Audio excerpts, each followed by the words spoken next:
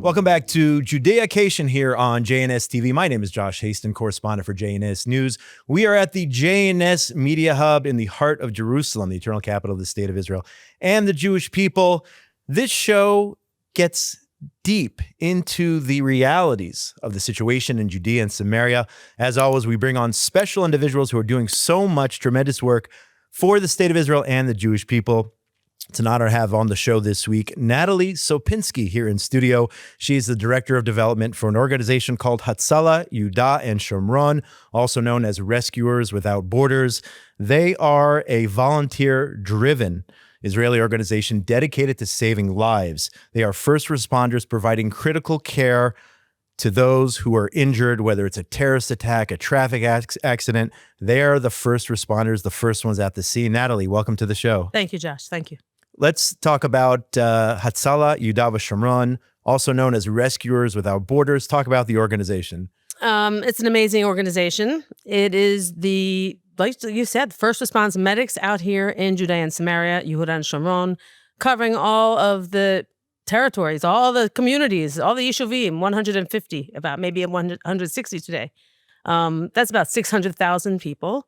And we have 1,600 medics. They're all volunteers. And these are mommies and daddies who have regular jobs. And this is what they do on the side. They're always available 24/7. So what is your relationship to, let's say, MADA? People know Magen David Adom. Maybe they haven't heard about Hatzalah Yehuda Shomron, Judea and Samaria. Right. Well, thank you for having me on the show to let them know who we are.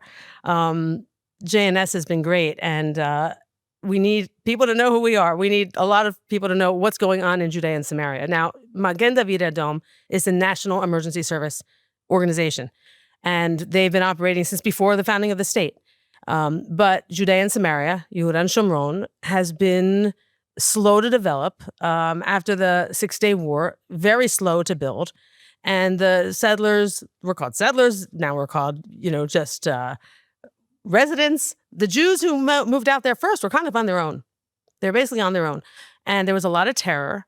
And it peaked during the Second Intifada around 2000. And the security officers out there were doing their best to fight back, but they really couldn't save individuals. They didn't have the skills. So they trained with Magen David Adom. They said, can we train? We got to learn. We got to do something. Magen David Adom, on the other hand, was very slow to respond. They just weren't getting the ishurim, they weren't getting the okay to cross that green line.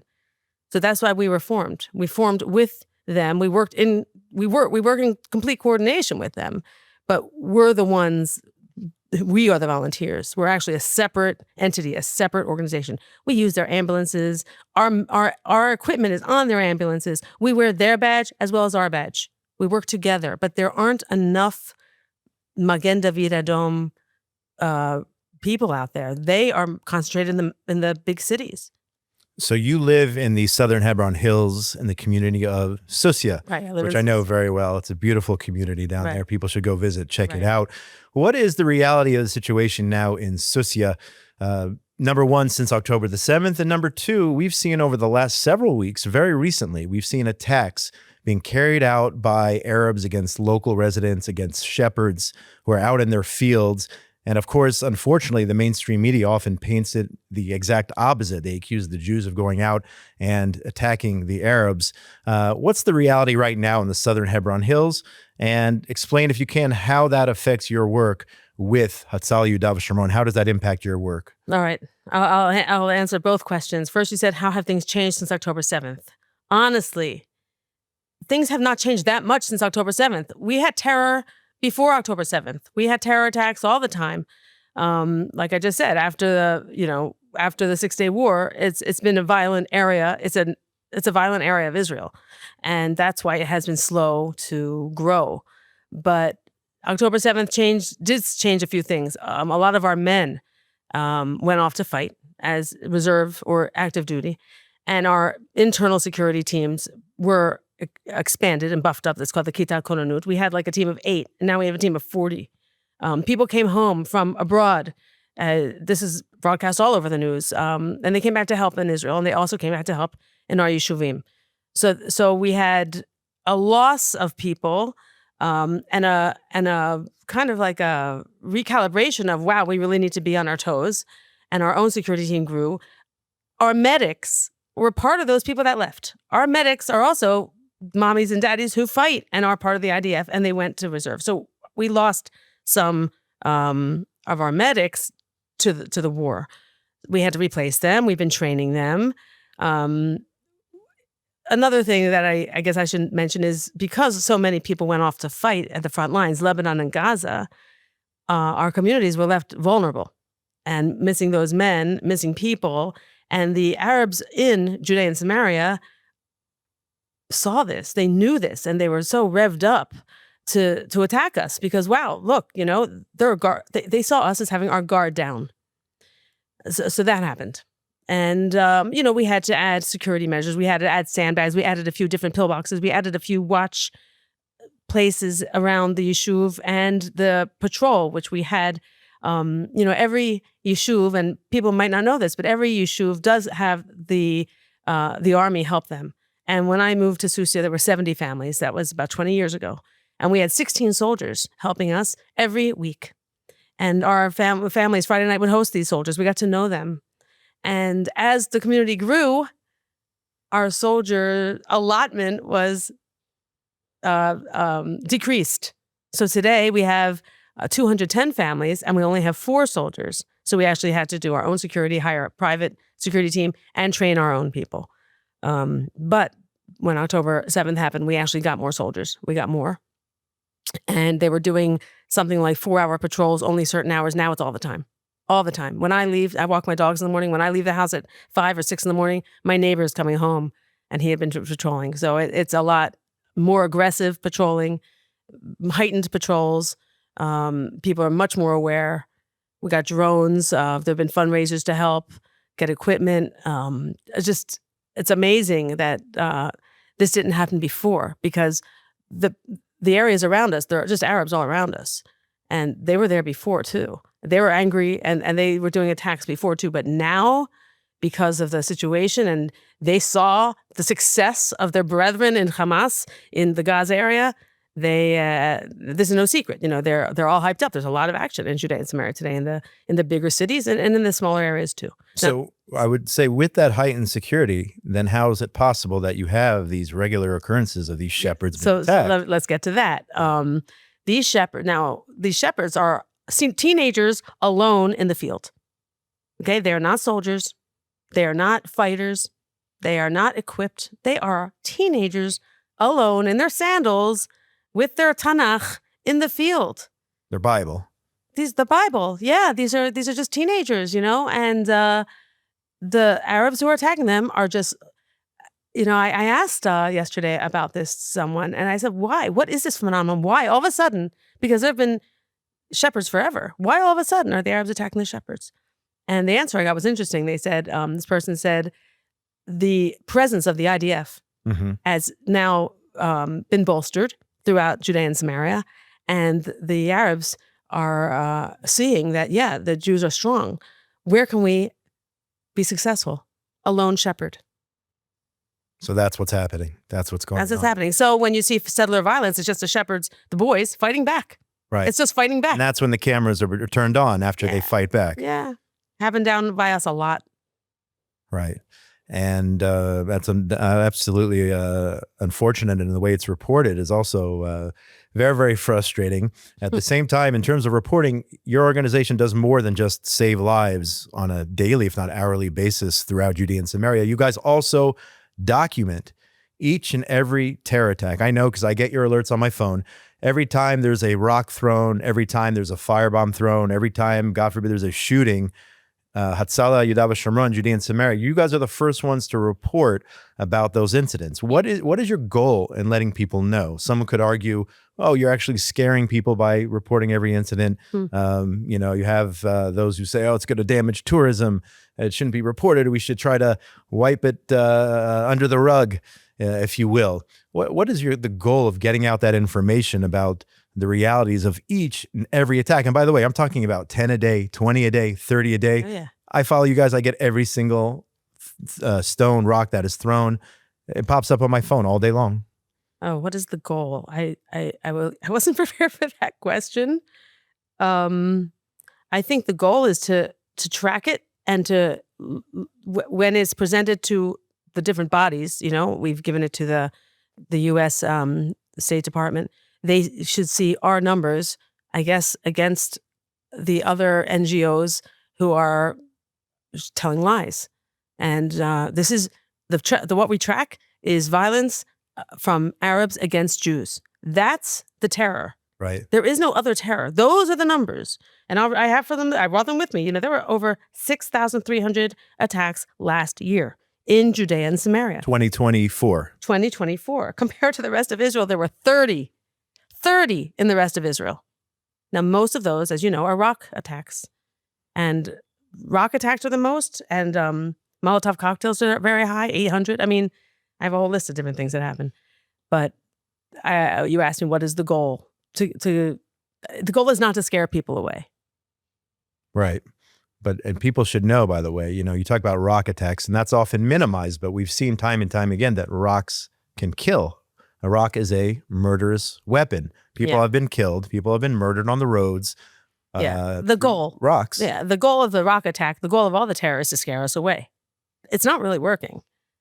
People are moving to Judea and Samaria all the time. New neighborhoods are being built all the time. But that is their goal. And the rock attacks, their goal is to not just scare you, kill you, drive you off the road so you'll have an accident and die. That's their goal. Sometimes it works.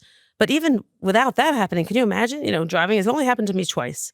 And I was a passenger, and once there was attempt at me as a driver. Either time, it's scary. It's scary. It doesn't matter how strong your car is and how big of a fighter you are. It's scary. It's scary if you're a woman. It's scary if you're a man. It's scary if you're a child in the backseat and the front seat. It's scary. All of a sudden, there's something boom on the car. You see the crash, and there are people close by. You see them. You hear them. It's scary. But that's their big method. That's what they've got. They use the rocks. What do? We buy the special glass, so it's not going to break through the glass, and so we'll be safe. We drive fast. You say tefillat haderech. You take a weapon. You don't go out for shoes. If you go out, you go for a few things when you go into the city. You're going to Yerushalayim, you're going to Kiryat Arba, you're doing shopping, you have a meeting, and you're buying drapes. You don't just go stum. It's happened to me several times, so I can relate to that experience of being attacked by rocks, or in my case, in one of them, it was an attempted lynch with cinder blocks. We can talk about that another time, but I want to switch gears here about the organization, Rescuers Without Borders. The work that you do is not only contained to Judea, Samaria, or Israel. You guys actually travel across the world and support different countries in the times of need. I'm talking about natural disasters and other events where you guys get on planes and fly halfway around the world in order to save lives in foreign countries. Talk about some of the most recent incidents in which Rescuers Without Borders, Hatzalah Yehuda and Shomron, left Israel, flew to a different country, and were on the front lines and part of the life-saving and search and rescue and all the other work that we do. All right. Recent was Turkey, February of 2 years ago. I remember there was an earthquake in Turkey. We were there, I think, within 17 hours. They gathered a team, a real small team, like 5 people, a doctor, a nurse, a paramedic, and a coordinator, maybe 2 doctors. And they got there, and everyone who flies on behalf of Rescuers Without Borders, and we use the word Rescuers Without Borders abroad, by the way, because the world was so anti the word Judea and Samaria, they changed that name. So abroad, it's called Rescuers Without Borders, but for Jews who love Israel, it's Hatzalah Yehuda and Samaria. But they fly, and they are able to do that. Everyone who goes has a second passport. So they sometimes fly into countries like Turkey, who are not happy with Israelis, who don't want Israelis, and they got in, they got there, and the stories that come out of these life-saving missions are unbelievable. You probably remember this earthquake. There were children buried in the rubble, and they could hear voices, and in some cases they would pull people out, and the parents would be after, grabbing our medics to let those kids go. And our medics are like, we have to take them to the hospital. They have to be taken care of. We can't let them, violence, let them go. It's pretty, it's not for the light of heart to be a rescuer anyway. But to fly to a enemy country, it's amazing, really amazing what they do. And they've done this over and over again, 14 countries. And what they do, which is very special, they don't just go save and leave. They go, they save, and they train a team. They train a team. So then they don't have to go back. They've got a team. They prepare them for the next potential natural disaster. So they have, they're leaving them with trained people to help the next time that are local, a local team. Turkey, any other countries, any other incidents that Miami, when collapse of the apartment building. They went there. Another place nearby, Morocco was also recent, and they went. We have French-speaking medics, and they got there very quickly. Because we're private, we don't need any special permission from the government, and we're able to go quickly. And because we have a lot of people with double passports, we're able to go.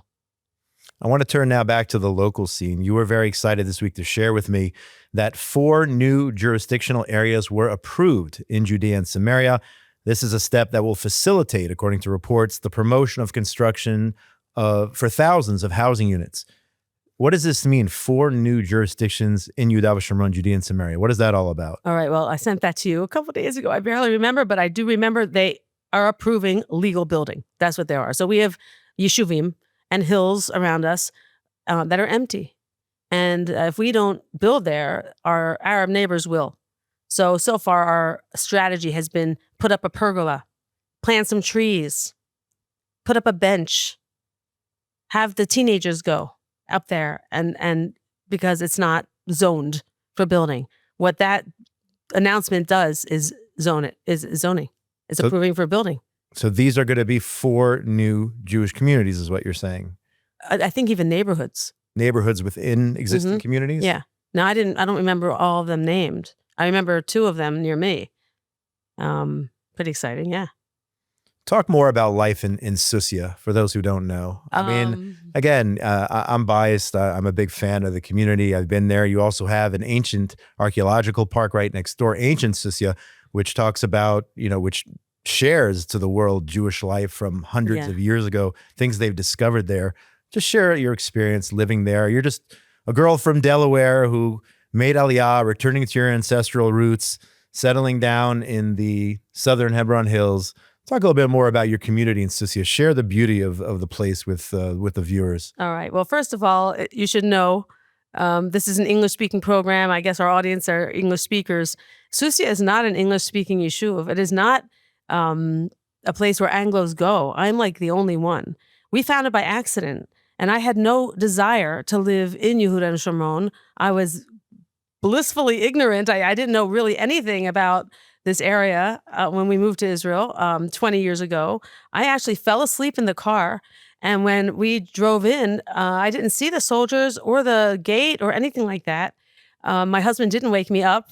And we pulled in and I saw what I saw. I saw what you see. And what is that? Green grass, olive trees, and houses with red roofs. I saw mothers with their babies eating ice cream on the grass.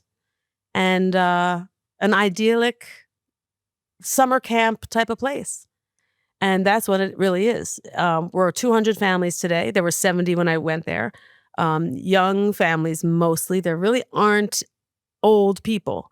It was founded in 1984. So that first group that were in their 20s are today grandparents, but they're just hitting their 70s. I mean, they just have now a 55 plus group. That's like a new thing. There's not much to do there, honestly. There's a playground. There's a little store, a market. There's a playroom. There's a yoga studio. There's a health clinic.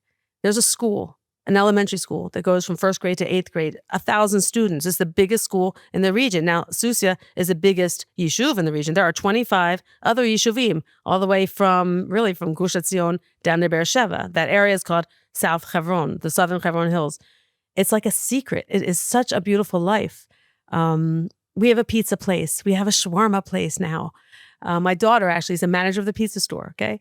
In the summertime, groups come. There's a swimming pool. I'm the lifeguard, okay? There's an outdoor swimming pool in the summer. Groups come. There are 30 guest rooms. There's a Beit Sefer Sadeh, a field school, and you can have a bar mitzvah there, and you can do a tour. And this is modern Susya, okay? This is a modern life, and people come there. You know, you don't have to lock anything. There is no crime. You see bikes scattered around and strollers just left in people's doorsteps. People don't lock their homes. They don't lock their cars. And nobody's a stranger. There's one synagogue and, a very strong sense of community. I want to stress what you just talked about, because 5 minutes ago, we were talking about rock attacks, firebomb attacks, shootings on the roads, and all the other things associated with Judea and Samaria and the things that your organization documents on a daily basis. Yet here you are living in a community, it sounds like Delaware, where you're talking about like going back to the 1950s, where you don't lock your door, where there are bikes on the streets. You're not worried about crime or theft or whatnot. How do those two universes exist in the same breath? Yeah, it's funny. I don't know how else to explain it, except that is really what it is.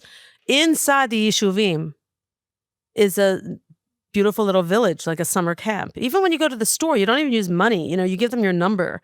Everyone knows everyone else. It's out on the roads. That's where there's the terror, on the roads, from the Arabs who are, unhappy with us being there. That's where the terror is. It's not inside. Do we need to guard so they don't come in? Of course, we do. So inside is really blissful, peaceful. You go to synagogue on Friday, everybody's armed. We have a few soldiers, but everyone is armed. And we don't have a fence around Susya. We have a security road.